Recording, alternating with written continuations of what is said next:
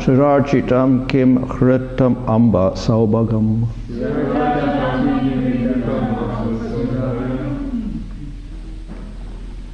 Translation: Mother, you are the reservoir of all riches. Please inform me of the root cause of your tribulation by which you have been reduced to such a weak state.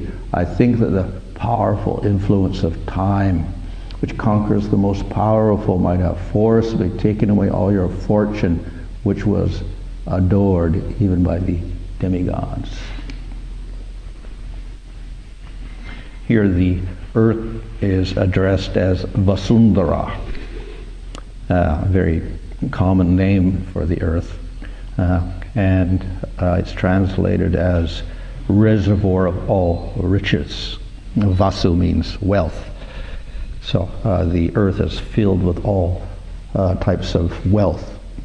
Prabhupada mentions in the purport that, of course, the earth is created in such a way that it supplies all living entities,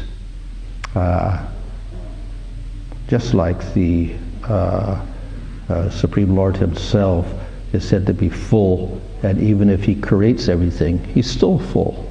He in no way deteriorates.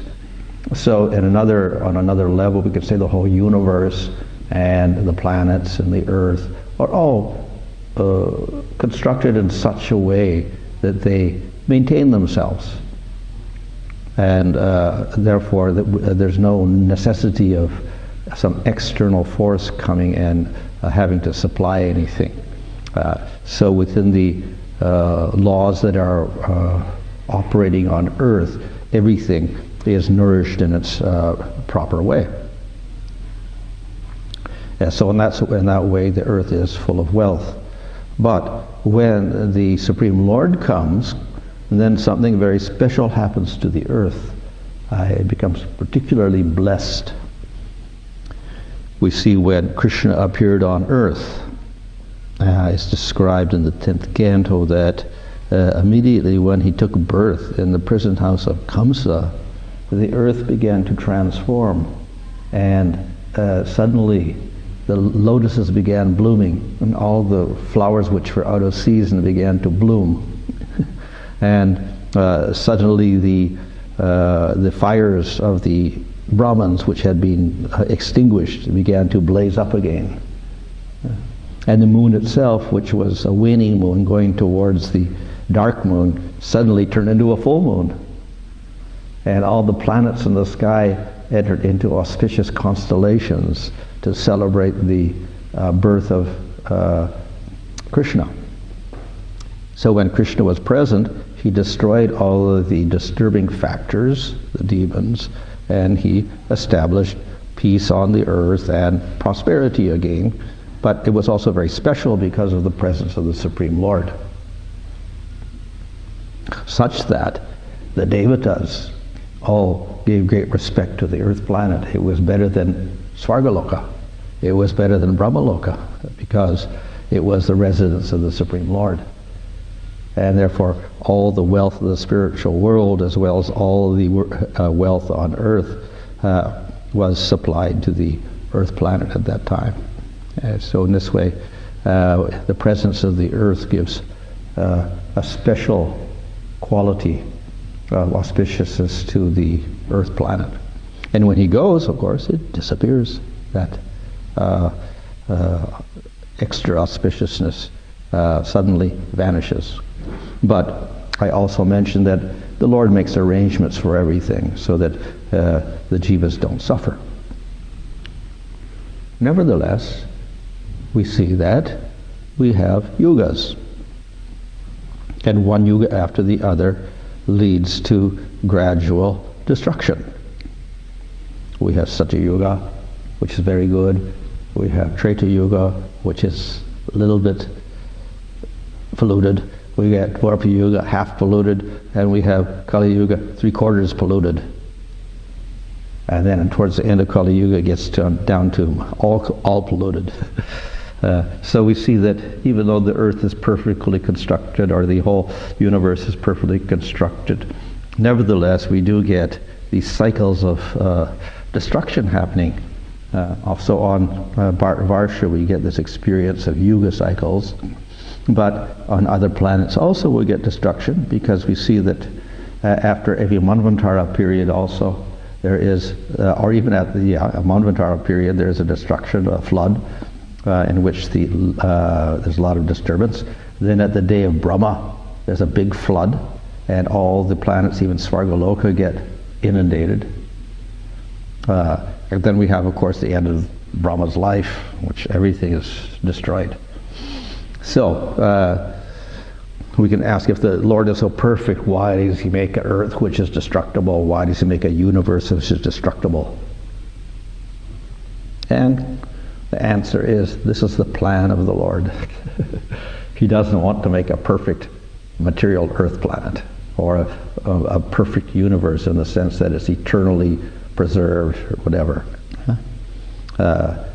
He makes out of material elements, he makes these planets, but they're all destructible. So this is not a fault of the Lord, it's a deliberate plan of the Supreme Lord. So we have in the third canto of Bhagavatam a whole description of time, down from the fractions of seconds up to seconds, and then we get minutes, and then we get hours, and then we get sections of the day, then we get days, and we get nights, and then we get weeks, and we get months, and we get years, and we get 100 years and 1,000 years. We have larger and larger expanses of time, all created by the Supreme Lord. Now these expanses of time, of course, are material. There's nothing like that in the spiritual world, because there's no past, present, future. So we don't measure time in the same way. But in the material world we have all these little divisions and bigger divisions of time. And what does time measure? Creation and destruction. From the smallest entity to the largest entity, Lord Brahma. So everything in the material world is under the control of time. And who controls time? Time is controlled by the Supreme Lord, ultimately, and no one else.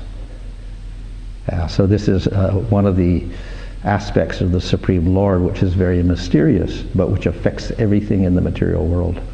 And it ultimately leads to destruction. So we have Krishna in Bhagavad Gita saying, I am time the destroyer. So it's one aspect of Krishna, not the complete aspect, but he is the destroyer, he's also the creator. And then he's beyond creation and destruction also in the spiritual world. But this material world is made in this way, with constant creation and destruction. That is the plan of the Lord. So we can say, why does he make that plan like this?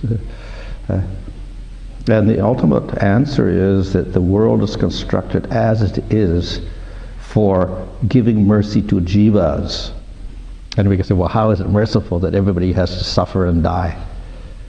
And the answer to that is that the whole experience in the material world has a purpose of educating the jivas to understand that they're not the material body at all, and that they are Atma, which is indestructible. And if you realize that, then there is no suffering in the material world. Once you realize that you're the soul, you don't have to suffer in the material world. So because the jiva identifies with matter, then he suffers. When he doesn't identify with matter, he doesn't suffer. So therefore this idea of creation and destruction being cruel or whatever, it's not. It's just simply an arrangement by which the jiva can realize that he is not matter, that he is a soul, that he is spiritual. So the time and all of the divisions of time and the Manvantara periods and the days and nights of Brahma and the lifetimes of Brahma are all there to give a realization to the jiva that he should transcend the material world and give up attachment to it and understand he's something completely different. So that's the positive aspect of creating a destructible universe and destructible bodies in this material realm. We should not, therefore, criticize the Lord for this creation. It is, of course, a theological problem for many people and for many religions to answer the question of why do we suffer, why do we die, etc. And many people are not satisfied with the answer that religion gives. They can't explain how God is all merciful, and yet we have all the suffering in the material world. So this is the Bhagavata answer to that problem of suffering. Of course, what it means is that we do have to accept that you're not the body, that you're the soul. And we make a clear distinction between body and soul. So that's a first step in getting an answer. Secondly, that we go from body to body, material body, by our karma, by the activities we do. And we get more suffering if we do more sinful activities. And we get less sinful activities, less suffering if we do less sinful activities. So we can accept those two concepts. The self is not the body, it's a spiritual entity which is eternal. Secondly, it goes from bodies to bodies because of acts committed by the jiva himself. Then we can solve the problem. Okay? So these are two basic ideas which are presented by Krishna in Bhagavad Gita. And that solves that problem of why do we suffer in this material world? Is God responsible for it? So the answer is no, God is not responsible for it. We are responsible for our suffering because we create our karma. We create our bodies. We create our birth and death and our diseases and whatever we have in this world. It's not the Supreme Lord that does that. Certainly, He's the one that's behind the bodies and the time and all this arrangement. But if we want to get less suffering, we can get less suffering by following Dharma. Okay. Of course, we can't completely solve the problem because we know that even Brahma has to die. But then if we really want to solve the problem, then we take the spiritual life.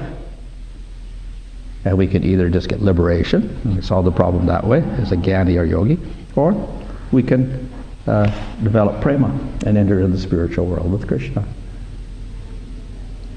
So this material world has the purpose of educating the jivas so that they can attain the highest bliss in the spiritual world.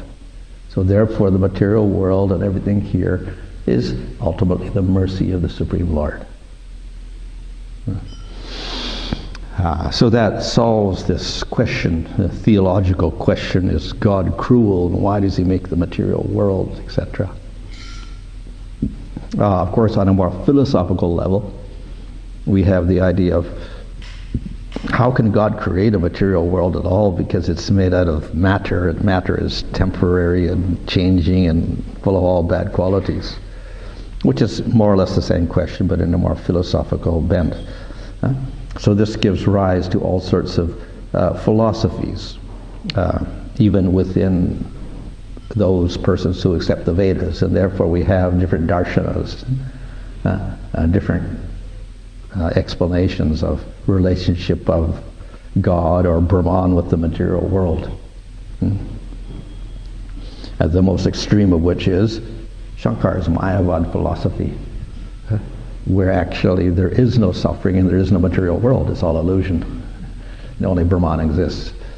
So that solves the question. There is nothing else except Brahman. And what we call this Achit world of matter doesn't exist. However, the Vaishnavas take a more practical view of this, and they say, no, material world does exist according to Scripture. When Krishna describes the material elements and creation, destruction, it doesn't say it's illusion in the Bhagavad Gita. So, real. Similarly, Upanishads discuss the creation of the universe and the planets and the living entities, bodies, etc. So, and they never say it's illusion also. So therefore, we can't say it's illusion. So then we're stuck again with the problem, okay, why does the Lord create bodies and stuff which are matter and whatever like that? So Lord Chaitanya's solution to that is Shakti. The Lord does this through His Shakti. So he doesn't directly do things. He operates through his Bahiranga Shakti to cause material world. So he's not involved at all. Yeah?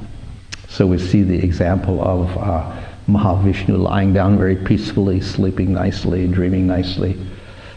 And then he glances, bloop, and suddenly creation takes place over there, somewhere else. He glances at distance, so he never touches Prakriti at all. Simply his consciousness to say, start operating, and then Prakriti begins to manifest into Mahatattva, etc., and finally into universes. So the Lord doesn't contact matter at all. Simply by his willpower he can do that.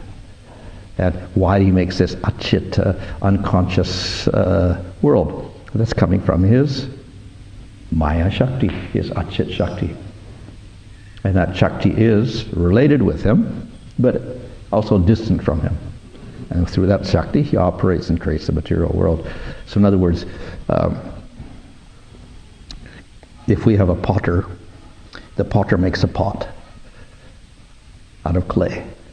And when he does so, he uses his hands. His hands get dirty. So then the potter gets contaminated by the clay when he creates the pot. So we can say, well, the Supreme Lord gets contaminated by matter because he has to create material world. But no, he's completely separate. He doesn't use his hands at all. He simply instigates it. And another way of looking at it is he glances and time factor causes the stimulation of material energy to transform. So when he glances, we talk of the time energy, kala, manifesting and causing the whole transformation of Prakriti into Mahatattva, etc. So then we get back to time here. This time factor, very, very powerful in the material world. So not only it causes changes from Satya, Treta, and Dwapara Kali, it also causes whole creation of the material realm and its destruction as well. Instigated by time. And behind that time is the will of the Supreme Lord. When he says, let it happen, it happens. Of course, we can still accuse the Lord, well, why does he have that desire to put the jivas in the material world and, get them covered like that? So the answer is given that all the jivas are sleeping very nicely in Mahavishnu, but then the jivas get restless and they want to enjoy in the material world. So when that desire of the jivas and restlessness gets strong enough, then the Lord glances over Prakriti and he puts the jivas into matter. So it's the desire of the jiva. Because the jivas want to enjoy the material world, the Lord manifests the material world. So it goes back to the jiva again. Why is the creation there? Why does the Lord do it? Because the jiva likes it. The jiva wants it, so he gives it to him. But nevertheless, though he does that, the Lord has a subtle plan by which the jiva can get educated and get out of that situation. Okay? But it is up to the jiva. That's why it takes so long. The Lord can say, I have mercy on everybody get out. They can get out. Become nitya siddhas or sadhana siddhas immediately, but that doesn't happen. Okay? He lets the jiva work his way out. So he works through different species of life, from plant to animal to human being or devata or whatever. And then within the human species, different grades of consciousness also, from tamagun to sattvagun, etc. So in this way, there's a gradual evolution of consciousness of the jiva, hopefully, by progressing through the different bodies till he gets to the human species, and from human he goes from tamas to sattva, etc. And then finally to bhakti. But it's very precarious because the jiva has his own way he wants to do things. So therefore he doesn't always go according to the plan of the Lord. He goes his own way and the Lord lets him do it. So as a human being, then he does that. He gives that capacity to the human being. Okay, now you can do whatever you want. You can do it. And if you use your intelligence, yes, then you progress. If you don't use your intelligence, you go downwards again. So ultimately, responsibility goes back on the jiva and his choices, what he wants. So when the jiva does decide to take faith in the Lord and get rid of his ignorance, that sincere moment in which there's a little bit of inclination for the Lord is called faith, or shraddha. And that is the qualification for performing bhakti. And then once that process starts, if the jiva avoids aparads, offenses, then he can progress very nicely out of the material world. So we may think, well, that's still so long, we have to take many births to get out of the material world. True. We see that even great devotees of the Lord may take a long time to get out, like Bharat. But compared to our existence here in other bodies in ignorance, it's nothing. Because from the beginning of Brahma's day, that's the 50 years now, we've been going from body to body already. And in this particular day of Brahma, we'll be going from body to body also, from Swayambhuva Manvantara all the way up until our present Yuga cycle in Vivasutta Manvantara. And before this Brahma, there was another Brahman, another Brahman, another Brahman, another Brahman, and we take bodies for life after lifetime of Brahma. So therefore that, if it takes you 5 life or 10 lifetimes or 20 lifetimes, actually that's nothing compared to the whole time we're sitting in the material world, going from universe to universe, from Brahma's life to Brahma's life to Brahma's life. Nothing. And through this process, of course, the jiva gathers his strength, spiritual strength up, so that it becomes fully qualified, so that he becomes qualified to see the Lord and to interact with the Lord and display his full love of the Supreme Lord. So that's the plan of the Lord, but it involves the free will of the jiva. And therefore, slow for many jivas. But once they get to the process of bhakti, because of the mercy of the Lord and his direct guidance, it becomes quicker. Yeah. So here the bull is asking, well, ultimately it looks as if you're grieving because time has influenced everything and it's taking everything away from you, all the prosperity, all of the, of course Krishna went, one thing, and secondly, everything else is gone now. Even it's not in an ordinary state, it's in a miserable state with lack of everything. And why? Because of the influence of time. So that is also a reason. That means because of Kali Yuga. We cannot prevent Kali Yuga from starting. It will start. It has started, and it started when it was supposed to start, after the disappearance of Krishna, and no one could prevent it. Even Parikshit could not prevent it. So that's the force of time, which is, I say, the will of the Supreme Lord. The Varsha goes through these transformations down to destruction, Satya, Treta, Dwarpa, Kali, one after the other, and we can't interfere with that cycle. So in terms of external problems, yes, we have to simply accept that it's going to happen. There must be a Kali Yuga, and we cannot escape that. However, the Lord is not completely unintelligent. He has also mercy even in Kali Yuga, so therefore he makes other arrangements. Yes, the circumstances are going to be very bad, but then to counter that, the spiritual process is very good. Nam Sankirtan is the good thing. Everything else is bad, but that's good. So this balances out the problem. So we don't have Sankirtan and Satya, Treta, Dwarpa, but we have it in Kali Yuga, and this is the most powerful process. So that compensates for all of the bad qualities of Kali Yuga that we do have. So this way we see the clever arrangement of the Lord for everything. Yeah. So, of course, we also have an extra advantage in our particular Kali Yuga. And that's because Krishna appeared at the end of Dwapara Yuga. Vedavyas wrote the Bhagavatam. Sukadev made it even sweeter by presenting it to us. So we have the opportunity to realize Krishna in his sweetest form in our Kali Yuga. So that makes it even better than any other Yuga cycle because we get the opportunity to realize Krishna. And of course we have Nam Sankirtan, the process by which we can realize Krishna. Yeah, so that way, even though the fortune's gone away, it's called the Sobhaga, it's all disappeared. It's come back, spiritually speaking, in what Lord Chaitanya has given.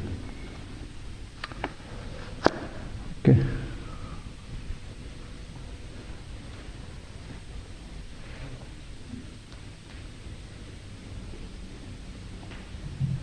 So you mentioned that at the end of Lord Brahman's day,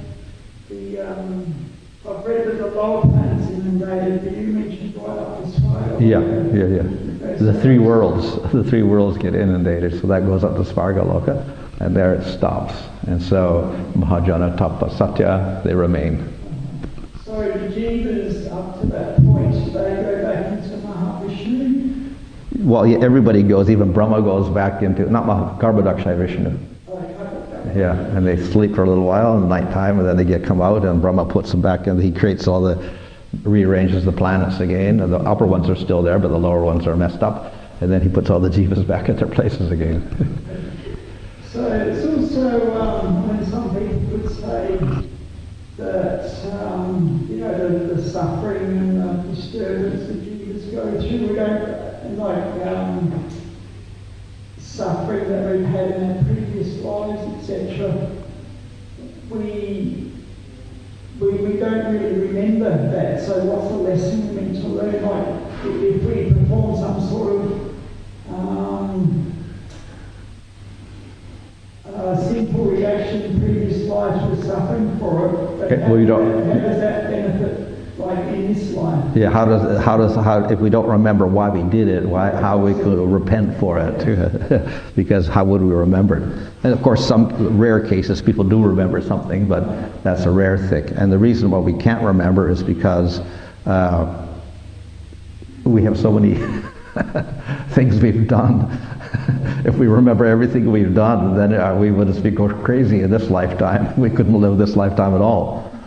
Just as in this lifetime, people also, they may block out experiences. So, and some people may block out many experiences, and therefore they develop like split personalities just to not deal with certain aspects of life, just like this. So, and of course we have traumatic experiences in childhood, and the child forgets it completely because he can't deal with it.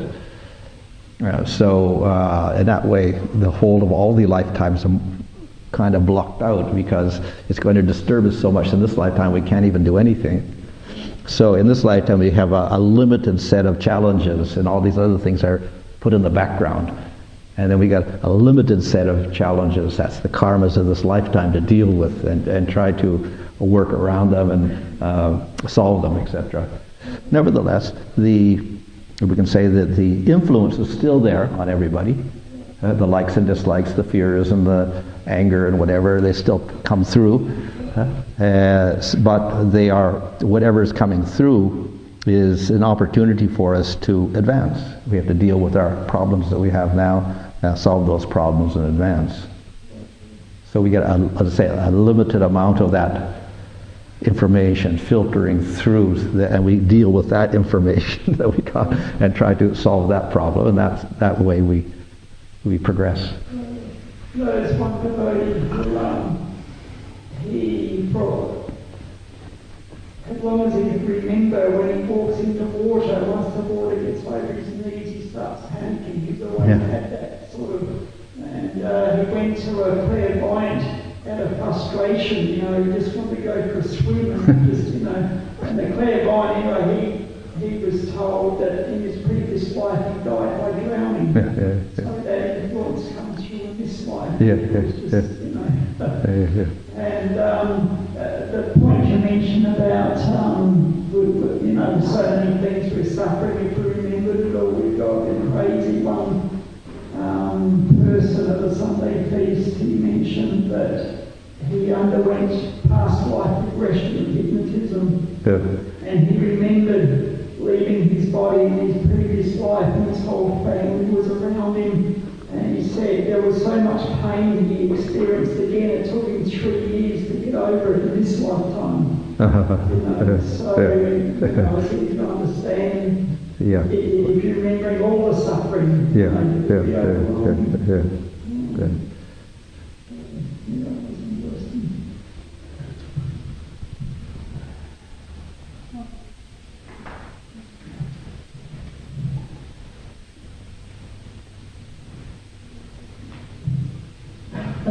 Maharaj, I just had a question for the jivas. So Mahavishnu creates the jivas, and then they go into the material world because they have desires to be in the material world.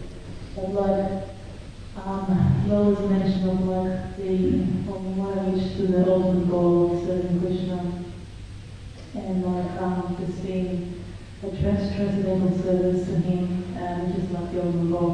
So at the beginning, is there any jivas that actually already are at that point, but then they become like a bit distracted and they want to experience the material world? Or does everyone just gets born and like has desires to go to the material world? There's some that get out immediately.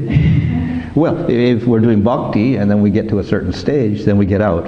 Now, if we almost get out, but we're not quite there, then we may go back into Mahavishnu, come out, and then we just complete that in one lifetime or whatever, and then we go out. So according to our advancement, then we get born again, and then, Let's say the beginning of time when you first made, was there any time? Well, we don't talk about a beginning because we don't talk when Mahavishnu first sat down, lay down in the ocean. He was just there, and there's a continual creation, destruction of the universes, and therefore, when we come out, we already have a previous universe with previous karma.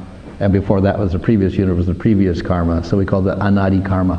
So there's always something. Yeah, we can't trace out what was the first karma. It's anadi. Before that was another one, another one, another one.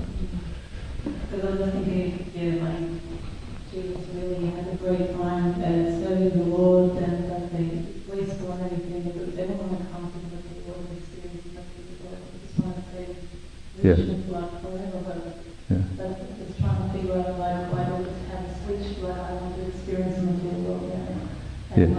And go through all the suffering and then realize at the end that I actually want to serve the Lord. So the generally we have it's described, we have the two worlds. So we have the worlds where the jivas, the Nityasiddha jivas are there, and those who have gone through the material world and got out. They're called the sadhana siddha jivas, and they're all there with the Supreme Lord. And those jivas are very special because they have part of the internal Shakti of the Lord. Bhakti itself is the Chit Shakti or internal Shakti of the Lord. So they get a portion of that it's part of the jiva, becomes part of the jiva. And therefore they're always with the Lord and they never separate from Him. They're all closely integrated with the Supreme Lord, and they never leave Him at any time. The jivas in the material world don't have that Shakti, but we can get that, or it can manifest in us through the process of bhakti. And once we get it, then we go there.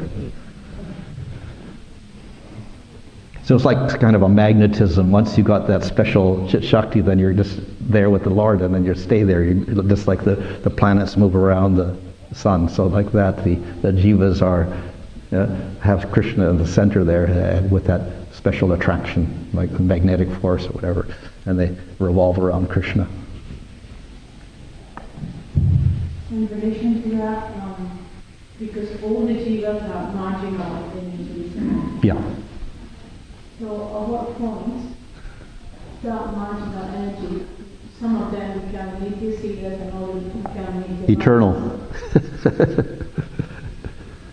There's no point at which suddenly they became Nityasiddhas, because Nityasiddhas mean they're eternally like that. No point. But then, why some become Nityasiddhas and others become Nityavadas? Why they are, not because they become, they are just are. So why they are like that is because So you mean they are manifested already as Nityavadas and Nityasiddhas, like God manifests two types of thoughts? Yeah, of course, Bhaktivinoda Thakur gives the analogy of like this. So there's a line called the Tatashta line. Here's the spiritual world, here's the material world. The jivas are Tatashta, so they're stuck in the center. And at the theoretical point of creation, so to speak, of everything, which doesn't take place, some choose it, some choose that.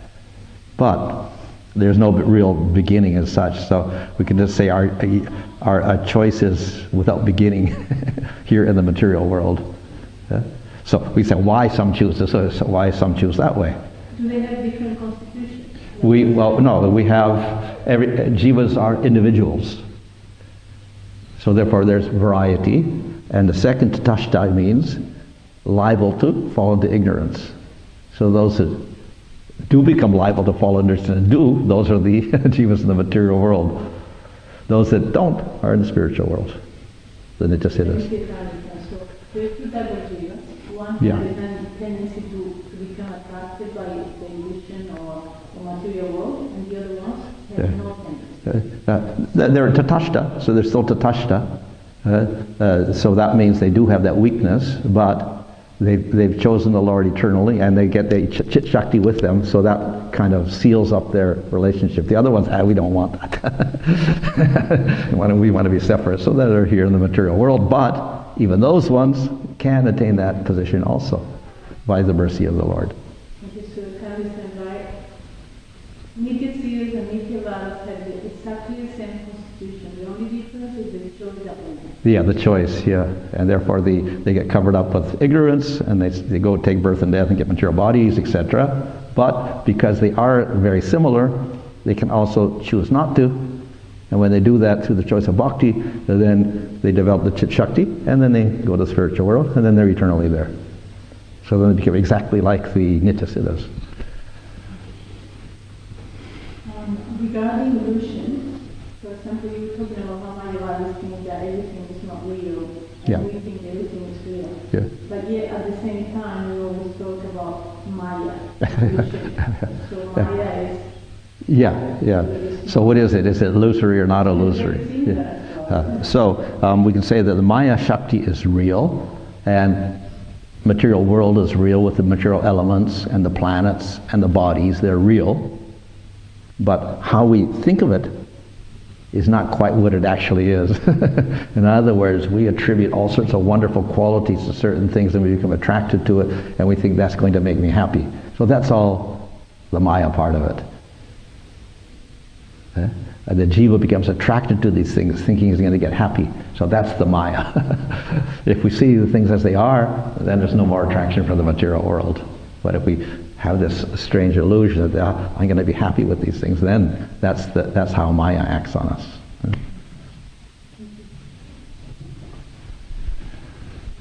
Anything else? Okay. Hare Krishna.